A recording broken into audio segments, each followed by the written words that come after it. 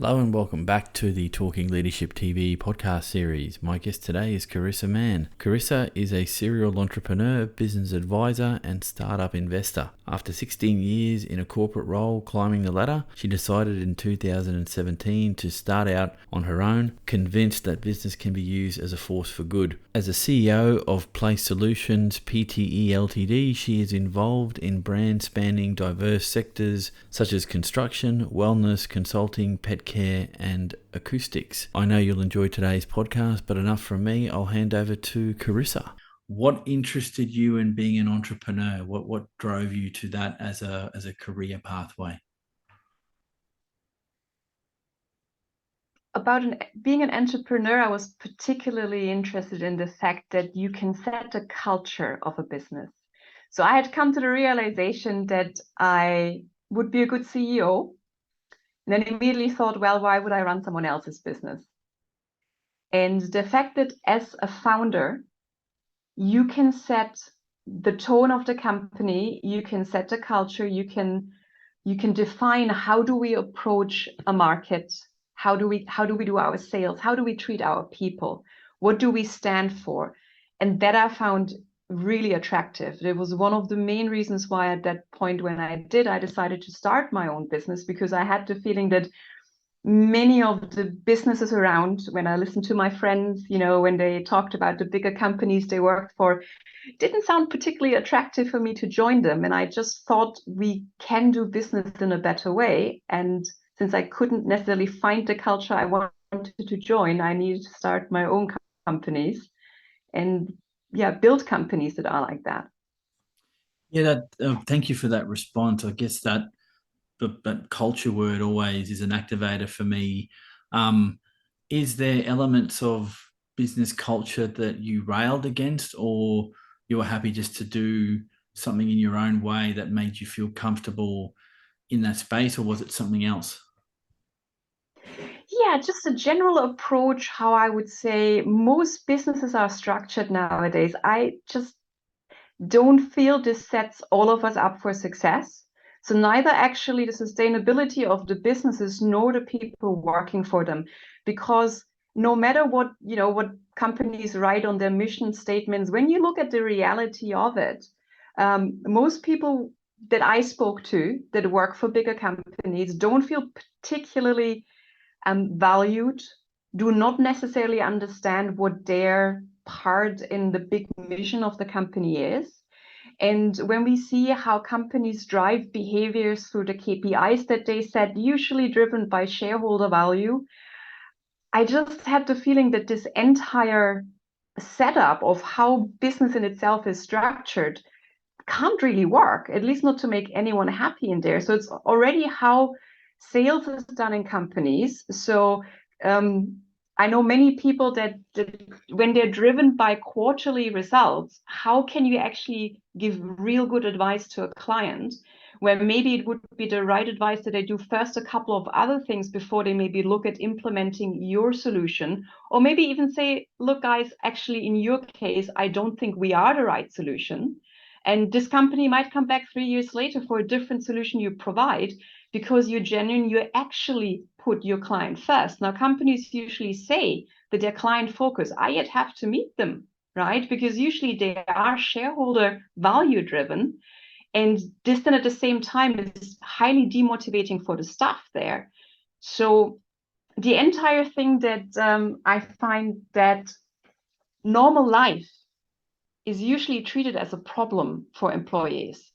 No matter if it's a maternity leave, if someone is sick, what you actually want to do in life, you have to pretend to your employer that this is not so important, that your work is much more important. That's not the reality of life. So I believe in building a company culture where we're realistic, that your private life is probably going to be your most important thing. Now, when you come to work, I need you to perform. But by us having a real conversation about topics that usually now due to corporate culture actually and regulations we can't even talk about, and integrate them, say like, yes, so you have a child at home and this is the most important thing for you. So let's see how can we integrate this in a way that this actually works for both of us. And then if your mother is elderly and sick, and maybe you need to put more focus there. Let's talk about this realistically. And so instead of making the human factor a problem, a human resource, let's be realistic about it, that these are people working in a company that does, at the end of the day, something for other people. And that is more what is driving me. Yeah, it sounds like that thinking, and oh, look, I'm 100% behind what you've just said. Is some of the thinking that I'm hearing around how some leaders and entrepreneurs were looking at dealing with the COVID issue and the impact on the workplace. That once there was a realization that you could have different models of work, then the discussion comes around how do you model a job to suit the employee, but that can give you um, maximum 100% of their capability to help you achieve what you need to achieve, but achieve some balance with other things in their lives. And COVID-19 was obviously a public health concern, but as we come out of it, you would hope that people have learned some of the lessons that you're talking about. I have my doubts, but I'm sure the conversation is going to be kept going, because I think the leveler here, the leveler of the playing field, at least in terms of how do you have that discussion around what my job needs to look like. More and more employees are asking that question in interviews. They're going back to the employer going, well, you said there wasn't hybrid options, but let's talk about that if you want me as the person doing the job. And at least in an Australian context, that is becoming more of an issue that is being discussed now. I think it's a good thing. But that said, there are some jobs that it's just very difficult to make hybrid because of the nature of the industry or the nature of the job. And one that stands out to me is things like medicine. So if you have an emergency, the doctor can't do that from home and possibly successfully get you over the line. But in some white collar jobs where it's say policy or analysis or numbers, you don't necessarily need to be in an office to be productive. And what you've alluded to, and it's a discussion for another time, I guess, it's what does productivity actually look like? And at what point are you happy about a person's productivity where you can be flexible without making them feel like they owe something to the business more than just their time to do the job? And it's a big question, and it's definitely a culture and people question. So yeah, look, we could go down that rabbit hole, but thank you for bringing that up. Now, on our discussion, I asked you to think about defining leadership and entrepreneurship, but I'd like to start with the second one first. How do you define entrepreneurship, and where do you think that differs to leadership? If there is a difference, I don't know. I'll leave that for you to decide. So an entrepreneur for me is someone who spots a problem, comes up with a solution, and then builds a company that delivers that solution to the relevant market. In that form, it's also different to me, like from a founder per se or a business owner, because you could have arrived there a different way. So that entrepreneurial spirit for me is that. So spotting opportunities or spotting problems, coming up with how could we solve that. For me, I tend to say that the entrepreneur is the someone. So people say, oh, someone should invent a self-cleaning plate. The entrepreneur is the someone who does it. And so that quality, that ability to see those issues and making that possible is for me that quintessential entrepreneurial thing. It usually means that you have to bring together quite a few different knowledge areas, and most entrepreneurs that I know are also a little bit shorter in their attention span. I'm definitely one like that. So the big problems are fun and interesting, and once it gets more into more secure water, it isn't that interesting anymore. You would hope that most entrepreneurs are also at least decent leaders, while by far the majority of leaders will not be entrepreneurs. And for me, the essence of a leader is someone who can rally people behind a common cause and then inspire, or I guess motivated, because you could use force, I guess, them to action. And so usually entrepreneurs have a big pulling force, as in a big vision. It's usually the product or the problem that wants to be solved. So that business thing that drives people forward. A leader per se, though, hopefully will use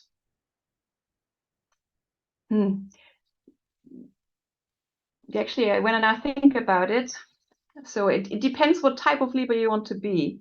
So if you want to be the dictator or more like the benevolent father, beloved father figure, because you can obviously motivate, if you're a dictator, people with military force. Now, if you're a business leader, you probably don't have that option for you. But yeah, so as a good leader, you want your people to stay. You want them to go the distance. You need to come up with a strategy. So we have the common goal. You need to come up with a strategy that people will believe in, and then they can follow and implement. And then you're more like herding them along, like the shepherd, to make sure that this is achieved. The entrepreneur might have left the building by the time that you shepherd them, and might Sure. be the That's a good way to put that. I really like your response there where you talk about the entrepreneur having either a product or a cause that they're pursuing, and that the strength of that is what draws followers to him or her to achieve an outcome. And what I think would be the next question from that for me would be, does that necessarily mean the entrepreneur has the skills to manage those people as they're coming along to chase that vision, or do you hope they have it? Because I would put this to you not as an attack on entrepreneurs. I think critical to how we function in our markets around the world in a social and a business context, but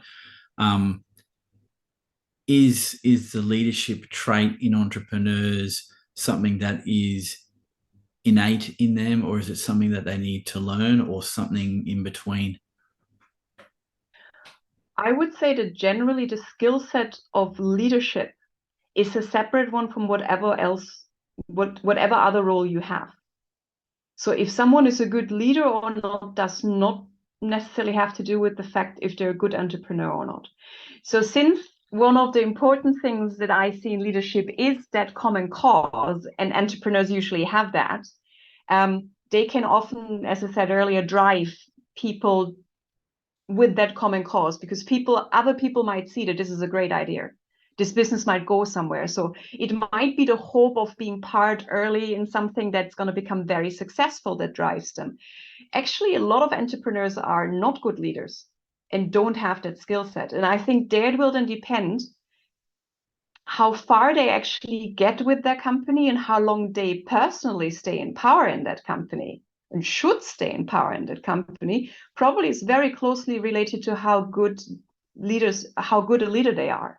Because yeah, I think many entrepreneurs are not innately good leaders, because actually some of the traits that make someone probably a good entrepreneur makes them maybe a little bit more on the narcissistic side of the personality spectrum, which can be extremely helpful in pushing certain things forward in the early stages of a business. But I think it's very difficult to scale that. So, but it is, I guess, for them something they can improve if they want to, if they have the actual interest in learning how to lead people better. So yeah, if an entrepreneur, I think, is not by nature a good leader, but you of course have entrepreneurs that combine those two skills or learn it. Yeah, that's a really interesting response. I think it triggers in my thinking a little bit that sometimes with leadership, you've got to choose to be a leader. And in the entrepreneurial space, maybe you choose not to be at times because you don't think that there's a need for it.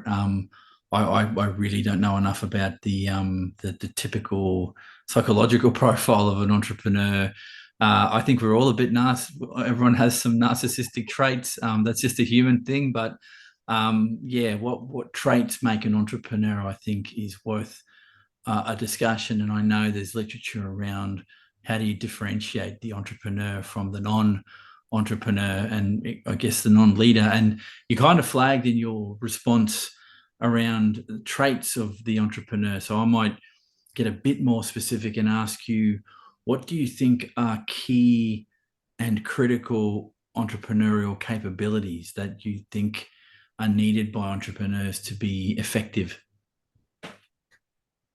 Problem solving, I think, is the number one, because you probably don't even become an entrepreneur without being able to spot a problem. But the entire journey until a company is stable is basically only one problem after the other. So high ability of problem solving, being comfortable with the unknown, having a good approach on how do you go about finding answers where you know you don't know the answer. You can't ask anyone because it's literally you're doing something new. Probably nobody has done it before. You will run into things that there is nobody you can ask. So how do you go about that? How do you find an answer? Decision making. I have to say this is also a very big one for leaders, actually. You have to make decisions. And as an entrepreneur, you need to be very comfortable in making decisions because otherwise nothing moves forward. You have to have basic business skills and an eye for that, or you need to be realistic enough to know that you don't have it. You need to get very early someone in that helps you with this side. Because it's surprising how many people develop a product where there is no market or there is not enough money into it to make this viable, and you spent maybe years of your life invested into this and it just doesn't run. So if you don't have it yourself, you need to find someone very quickly that can fill that gap. A tolerance to risk. It's very scary out there on the ledge on your own. So going that step yourself, that you're starting out a business and you're going for it. So yeah, tolerance, relatively high risk tolerance is definitely an entrepreneurial trait.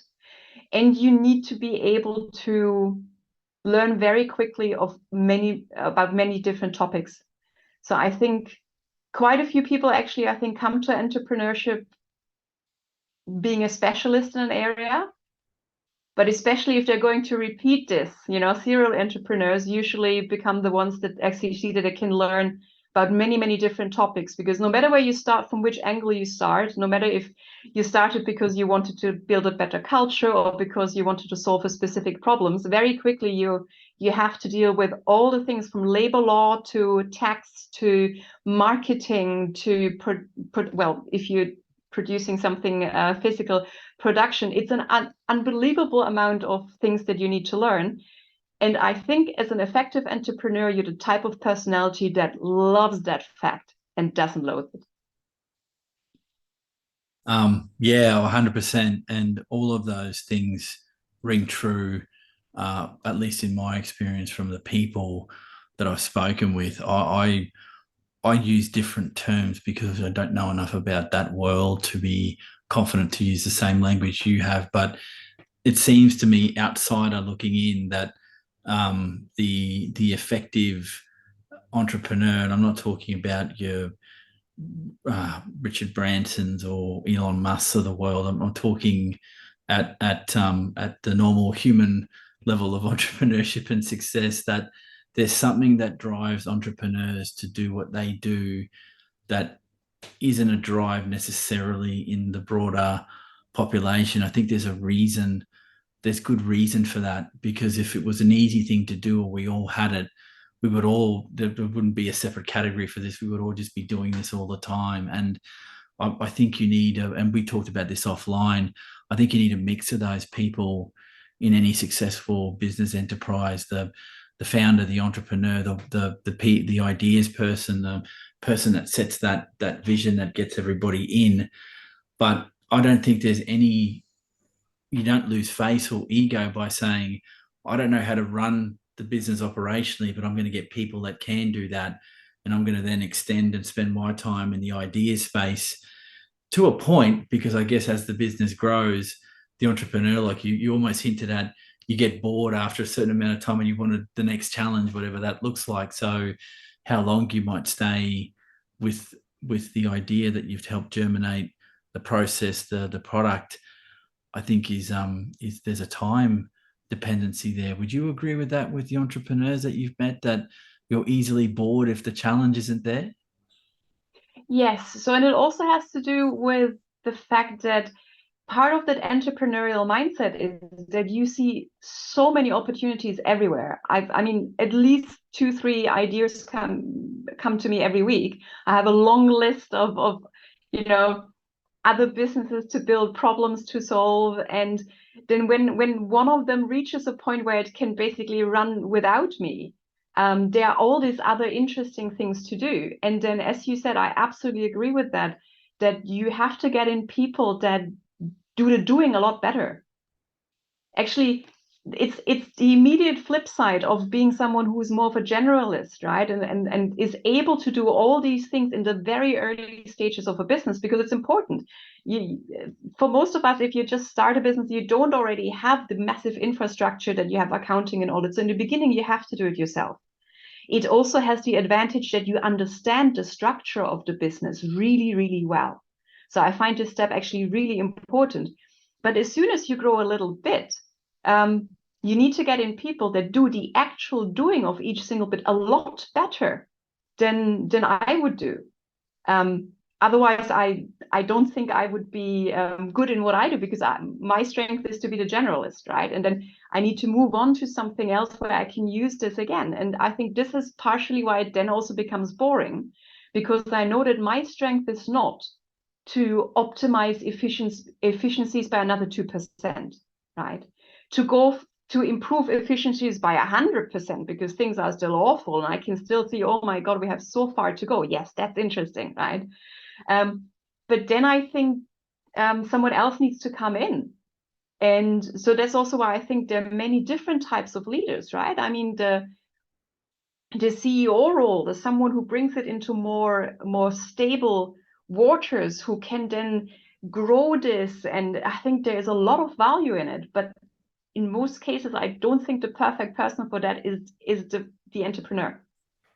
Yeah, yeah, you've convinced me I'm a convert. I think it's that idea of the challenge that is the driver, and it makes some sense given all of the traits, sorry, capabilities that you talked about before, the tolerance for change, that ambiguous nature of things, the wanting to solve a problem or get in a service or a process that doesn't exist, or to look at, when you said I think 2 or 3 ideas a week, I'd be hard pressed to one a month or one a year, and even then you're like, nah, that's too. It's too. I'm not interested in that. And I think, yeah, I look, without understanding fully people's motivations for what they do, and people's motivation to be an entrepreneur may vary, like why people become leaders, very different reasons. So someone that plays in a social enterprise space that wants to do entrepreneurialism to solve those wicked problems, say in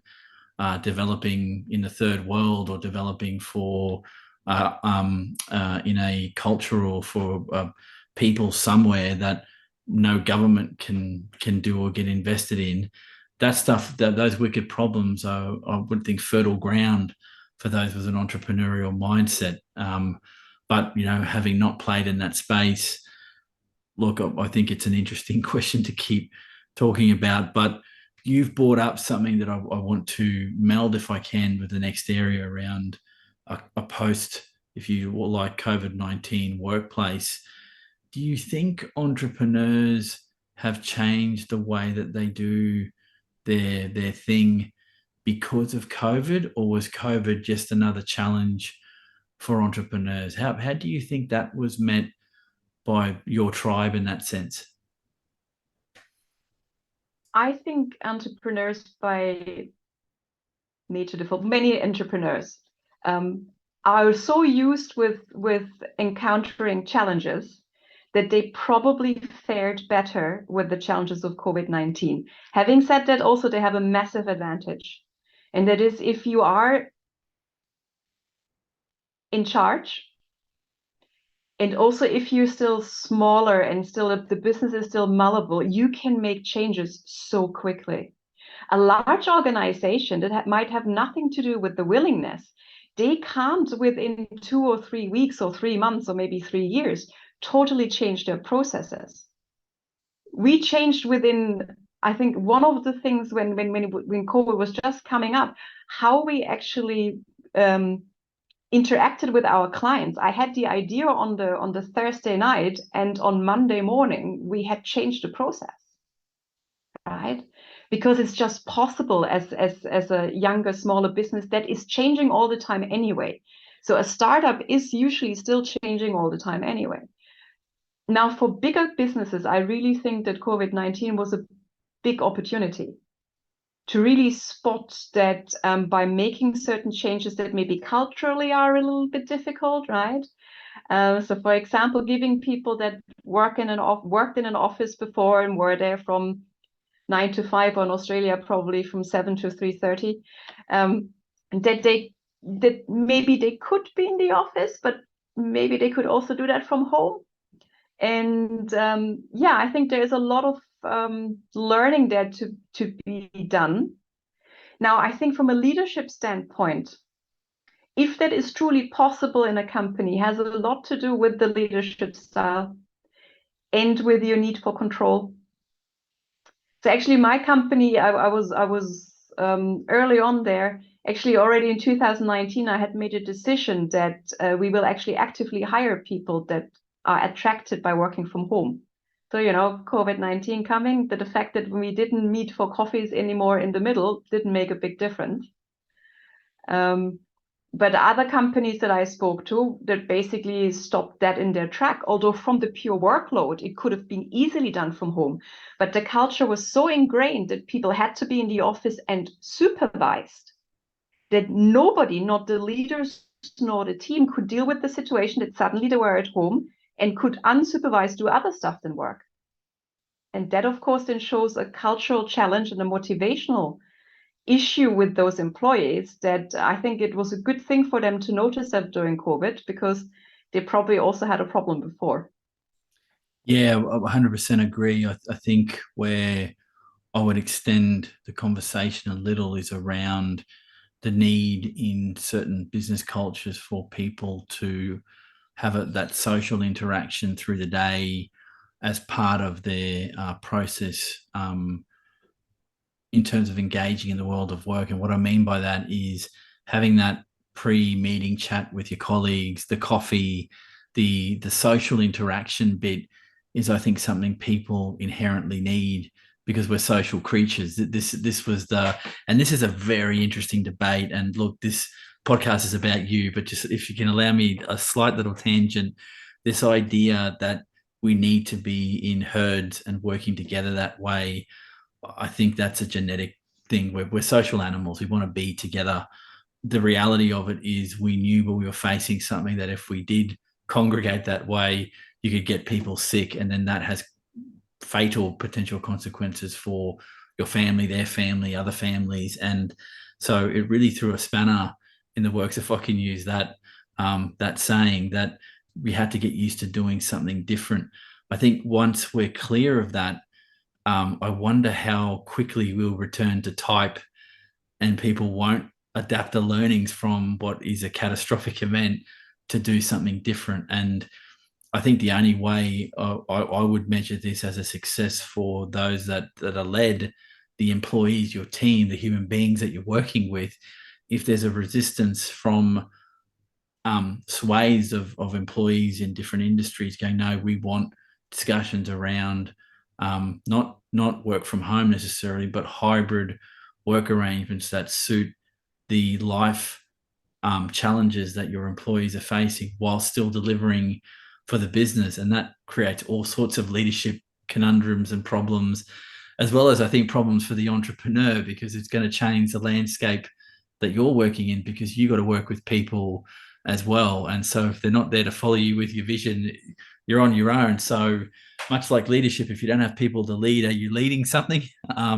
If the entrepreneur doesn't have people around them, are they going to solve a problem or create a thing or or a process? I'm not sure. And we could go into rabbit hole with that, but we won't for this discussion. But I would like to get your sense of it. Do you think this has got people thinking more post-COVID, or do you think we might go back to old styles of thinking?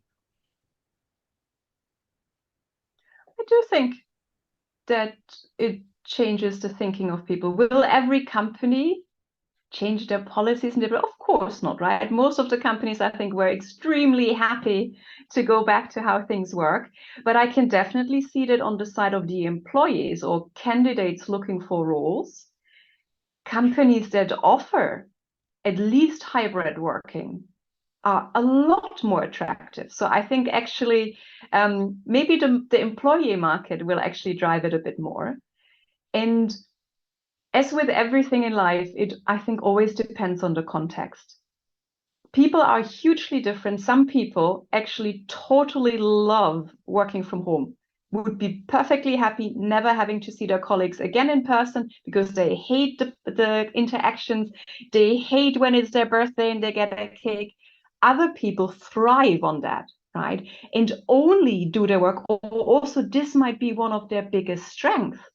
The if they're the connectors, right? The fact that they're the ones that glue it together. So actually for them, for any role they take, this actually would be essential in order to be effective. So I do think that we just have to be realistic that there is no one size fits it all here. So I do think for many companies, and actually we're going to do the same is eventually, the hybrid model of giving people a choice, also having certain core days when people do meet and you also know that someone else will be there is important. There is also clearly stuff you lose. So the fact that you're not sitting in an office and you're there is nothing that really replaces that. Maybe walking by and you see your boss sits is free and you just pop in and you share something with them that on a scheduled Zoom call, you wouldn't, because that it's just not that day, right? So I do think that's really important. I think for companies that already exist and that are bigger, these changes are so difficult because you also still have the same people. If you are a startup and you're still hiring, this is different because you can now change your approach and you can also hire the right people for it. So when I said in 2019, I already made this decision, everyone I hire, having said there also, like you said before, there are certain roles where you can't have flexible working hours and work from home. It's simply if your plumber can't work from home, it's just not possible, right? But in the roles where it's possible, I specifically chose people that are the type of people for whom working from home was a massive advantage, very attractive, and also the kind of personalities that take to that. And as you also mentioned before, there's also a clear understanding. What does it mean they did their work, right? Startups can now hire people that actually thrive in that surrounding, if they are the kind of company that actually can easily work remotely. Now, there is certain work, development work, where you have to collaborate so much that actually being physically together, looking at drawings together, sketching stuff out, that has to be in person. So I think it really depends on, but then maybe they work 2 weeks on a sprint. I know companies that do that. 2 weeks for a sprint, they're all in one room, they do it together. The next 4 weeks, you can work from wherever you want to. That can also be a great approach. Yeah, the big learning there for me is that word you used, the flexibility going forward. And I didn't think too much about the size of the business. So if you're a small startup, it's a lot easier to be flexible and have these awesome discussions about being flexible. But if you've got thousands of people relying on you and the business is a big corporate entity, then yeah, that gets a lot more difficult to do. One interesting conversation I had, not I wish I'd recorded this conversation, but the person talking to me said, have you ever considered the kind of cultural issues you're going to face where you've got a hybrid of blue collar, white collar workers, where people that have to turn up every day physically because of the nature of the work see their colleagues in offices being able to plan and have hybrid work arrangements where they can't, and that that degree of separation and almost why do they get special treatment and we don't, that is also going to have impacts on some work cultures going forward. And the interesting thing from my perspective as someone who's curious about leadership is how the hell do you manage those interactions and keep good people working for you? And it would be hard to walk up to someone to say, look, you've got a technically difficult job, but you need to be physically here, otherwise the job can't get done. If they decide, well, that's not good enough, I'm going somewhere else, they're going to find that problem any other employer they go to. So it's an amazingly interesting problem. Carisa, this has been an excellent discussion. I just have one more question for you. It's around the nature versus nurture. So are entrepreneurs born or are they made?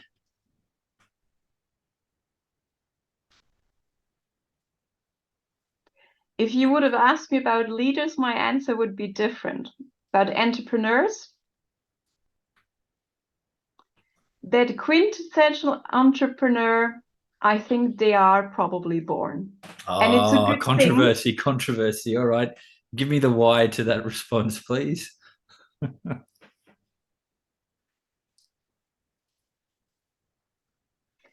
That the fact that it gives you an inner thrill to solve problems and that you are willing to walk over glass and you actually think this is a fun life, I don't think you can train. Now, we can create a safer environment when it comes to failure, to allow a broader range of people that actually have that in them, but maybe would be afraid to live that.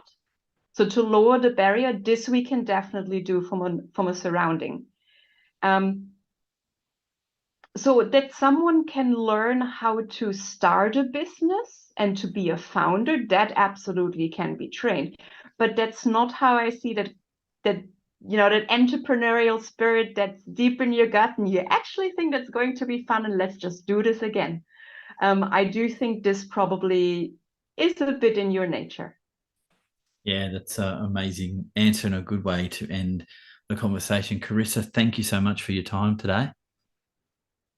Absolute pleasure. I'd really like to thank Carisa for her time today. I've got a lot more to do in the entrepreneur space, and I'm grateful to her for sharing her learnings along that pathway. As always, thank you for joining us and supporting the podcast. Please drop a like if you like what you're hearing, or better yet, please subscribe to help me grow this channel. Take care of yourselves, have a great week, and we'll catch you all on the next edition of Talking Leadership TV.